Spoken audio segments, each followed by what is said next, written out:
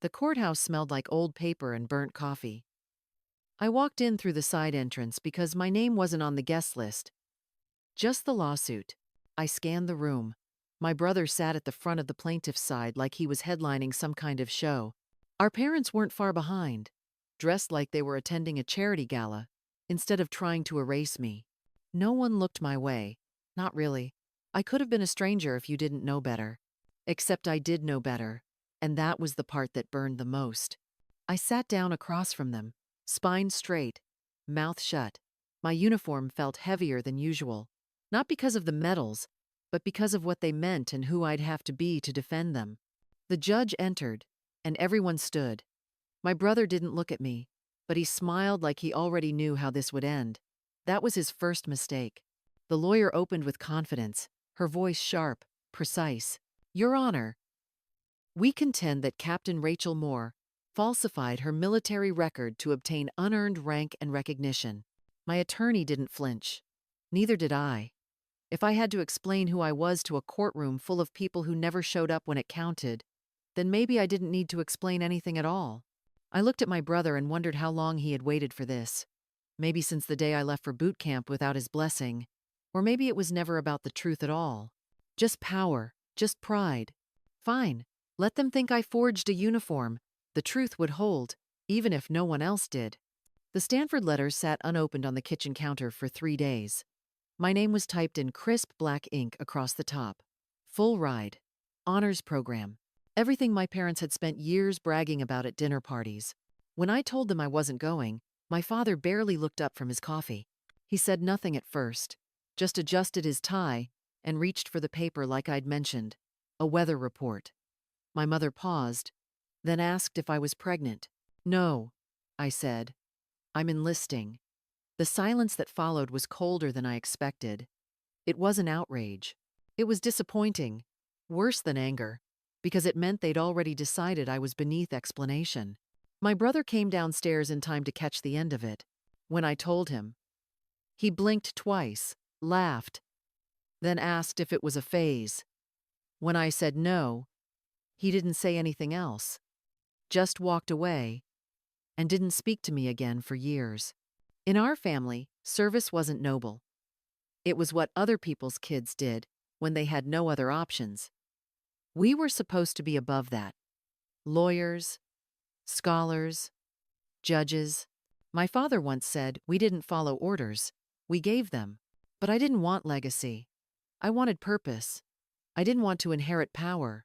I wanted to earn respect. And I knew I wouldn't find it in lecture halls or courtrooms where the biggest fight was over who spoke first.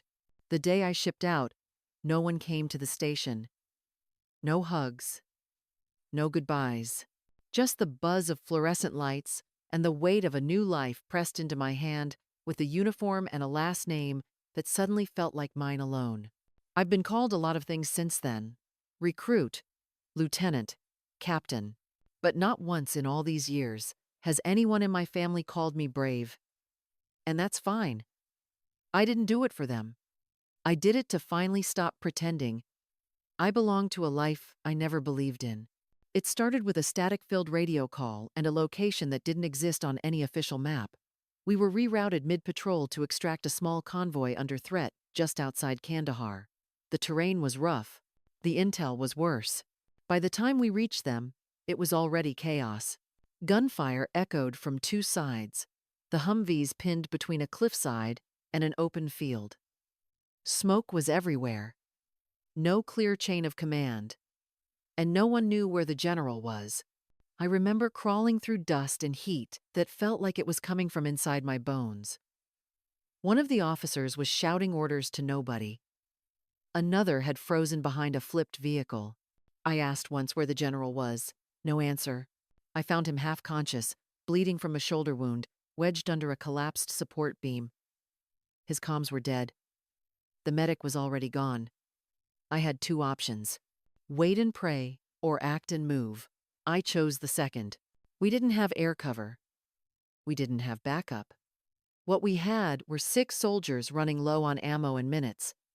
So, I gave orders. Clear, direct, and loud enough to cut through the fear.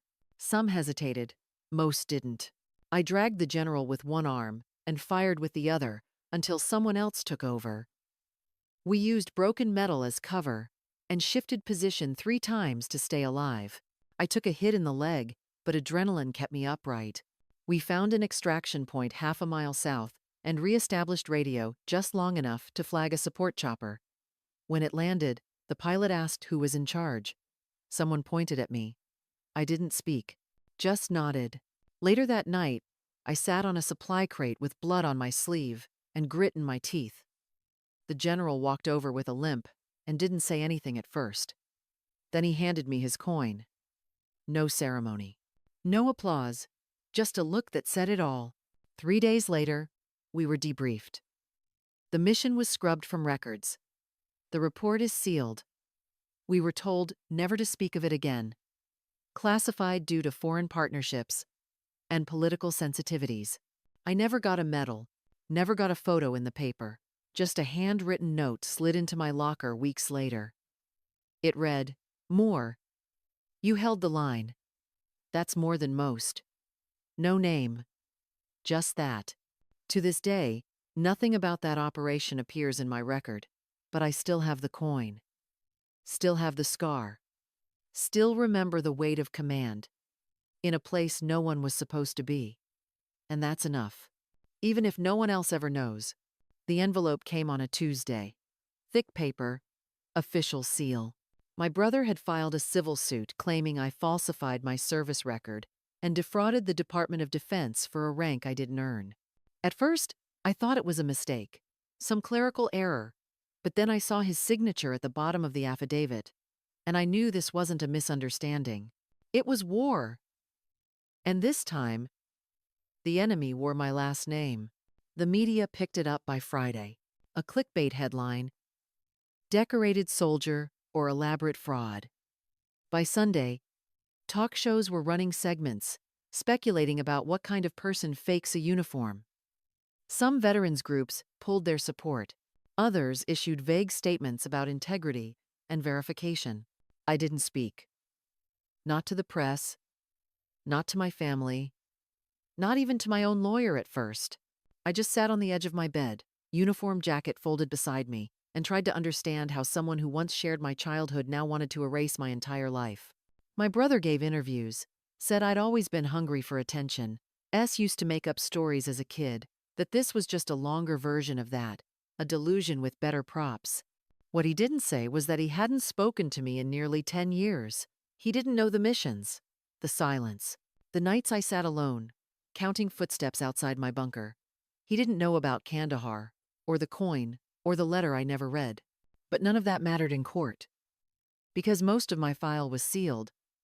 My commendations? Blacked out. Deployment dates? Redacted. Mission logs? Non-existent to anyone without a level of clearance I wasn't about to request. I became a ghost in a borrowed uniform. Even my lawyer, Rebecca, warned me. Without documents or a witness, we'll look like we're bluffing. I nodded but didn't waver. Some things are bigger than lawsuits. I knew what I'd done, what I'd earned. But truth without proof doesn't mean much in a courtroom built on records. And my brother knew that. That was the real betrayal. Not just the attack, but how carefully he chose the one battlefield where silence made me defenseless. It would have been easier to settle. Sign a statement. Apologies for the confusion. I walked away with my career technically intact, but my integrity gutted. I told Rebecca, if I lie to end this, then maybe I never deserved the uniform at all. She didn't argue, just nodded, like a soldier about to dig in for a long fight. And that's what I did. Not to win. Not to prove anything to him. But to defend something he never understood. Honor doesn't come with applause. It comes with a cost. And I was willing to pay it. My lawyer offered me a way out. We could petition the Pentagon for a redacted statement. Just enough to verify my rank and stop the bleeding before it got worse. But even redacted, it meant breaking the seal. It meant opening a file that wasn't mine alone. People I served with, missions still active, intel that didn't belong in a courtroom. I didn't hesitate. I said no. Rebecca looked at me for a long time. "They're calling you a fraud," she said quietly. I nodded. "Then let them. I've been doubted before. It's nothing new. There are things you swear to protect, not with signatures or ceremonies, but with silence. And that silence isn't weakness, it's discipline. I didn't wear that uniform so I could flash medals in a courtroom. I wore it to show up when others didn't, to make hard calls, to carry people through the worst days of their lives and never ask for credit. So instead of gathering documents, I trained. Not physically, mentally. I ran drills in my head every night, cross-examinations, doubt. The look of a jury reading headlines and not history. I thought about that command tent in Afghanistan where I was the only woman and the only one not yelling.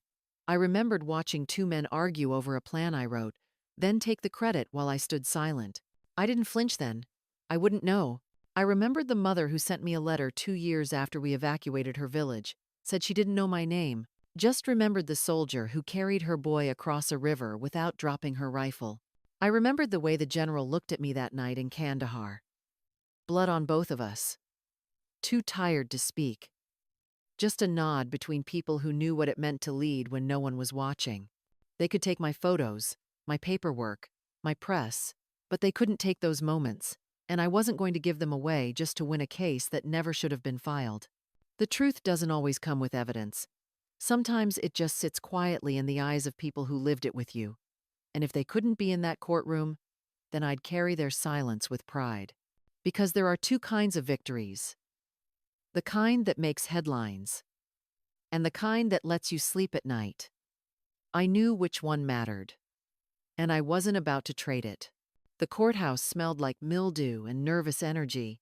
I walked in through the front doors this time, full uniform, collar pressed, ribbons in place. My name echoed off the walls before I ever said a word. The courtroom was full. Reporters, veterans, spectators were waiting to see if I would crack. My brother sat to the left, arms folded, like he was already writing his victory speech. Rebecca whispered, "You ready?" I nodded once. No part of me felt calm, but all of me felt clear. They called me to the stand. The prosecutor started softly, friendly tone, smiling like she cared. "Captain Moore, may I call you that?" she asked. I didn't answer. The judge nodded. She began. She asked about my rank, my promotion, my assignments. "Can you provide documents?" "No." "Any photographs?" "No." "Names of commanding officers?" I stared at her. "I cannot." Her tone shifted. Friendly turned sharp. "So, no paperwork, no names, no proof. You expect us to believe you led covert missions without a single trace?" I said nothing at first. Then, clear and calm, "I'm not asking you to believe anything. I'm here because I did the job." She smiled like she'd won, walked in front of the jury like a conductor. "Ladies and gentlemen, this is not a witch hunt. This is a simple matter of proof. And the defendant has none." Silence followed. Rebecca didn't speak. I didn't move.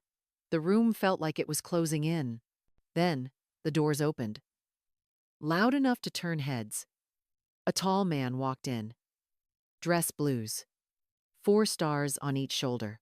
Every eye followed him as he walked, slow and steady, to the front. He stopped in front of the bench, saluted. "Permission to speak," he said. The judge blinked. "Name?" "General Marcus Landry. Retired. United States Army." My throat tightened. I hadn't seen him since Kandahar. The prosecutor objected. "Your Honor, this witness wasn't listed." Rebecca stood. "Because we didn't know if he'd come. We only knew he owed her his life." The judge nodded once. "Proceed." Landry looked at the jury, then at me. "She saved my life. Under fire. Under blackout. She dragged me across 200 yards of open terrain with a busted comms unit and a fractured leg. She coordinated evac, held the line, carried me out." Gasps rippled. My brother shifted in his seat. The prosecutor froze mid-page. I recommended her for promotion. Not because she wanted it, because she earned it. And I've only written 5 letters of commendation in my life. Hers was one. Oh, he turned to me, saluted again. Captain Moore, you're the reason I'm still here. And I'm damn proud to say it. The courtroom went silent. No objections, no words, just the sound of something breaking. Maybe the lie that had held this whole thing together. I didn't cry, didn't smile, just returned the salute. A soldier to a soldier. The judge called a recess. But it didn't matter. Everyone in that room knew what came next. The verdict came fast, all claims dismissed. The judge called the case not just unfounded, but unjust. There was no applause, no handshake, just a quiet shuffle of papers and a few reporters sprinting for the doors. I stayed seated. Let the moment settle in my chest before I stand. Outside, the sky was a soft gray. My parents waited at the bottom of the courthouse steps, faces unreadable. My brother stayed behind them, eyes low, hands in his pockets. My mother spoke first. "We were misinformed," she said. I didn't answer. She reached out, and I didn't take her hand. My father stepped forward. "This didn't have to be public." I looked at him, calm. "Then you shouldn't have made it a lawsuit." He didn't reply. Just gave me a look that used to hold power. Now it held nothing. My brother said nothing at all. "We're still family," my mother whispered. I nodded slowly. That's the part I had to let go. I walked past them. Not with anger, not with pride, just peace.